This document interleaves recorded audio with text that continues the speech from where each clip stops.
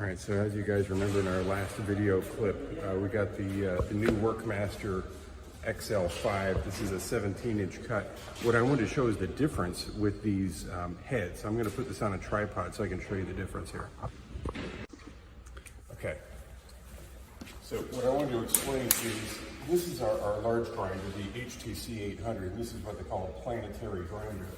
And the reason why it's planetary is they rotate like planets around the Earth. So you can see you rotate this. These discs spin, and then the whole disc spins the opposite direction. That's the planetary grinder. This one is not. These are all stationary heads, and they all rotate like that in opposite pattern.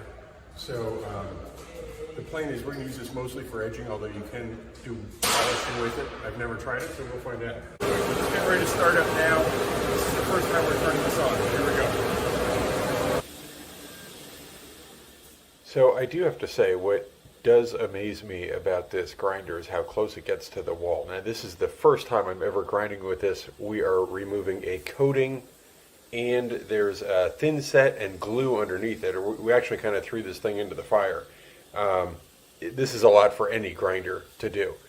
But look at this. On the first pass, this thing ground right up to the wall. It left 1/8 of an inch up against the wall. Now, I run 483 phase, and I'm glad I run the 483 phase because I will admit this thing did bog down a couple times when I got into heavy glue, which any grinder would do. What we also find out later in this clip is even for our large 32-inch grinder, this coating was quite a challenge to take care of. But it did work. It worked really well, and for us, I think this is going to be a great complement to our equipment. What I did want to show is look at how tight this thing gets in the corners. Even if I used my 6-inch hand grinder and went to get in that corner, I'm not going to get any closer than that got to that corner. So now I don't need to crawl around on the floor with my hand grinder. Because there's so many repairs on this floor, I still ended up having to get the hand grinder out a little bit later, but this saves a lot of time on the edges. So now Jeff takes over with the WerkMaster, and he's going to start doing those edges.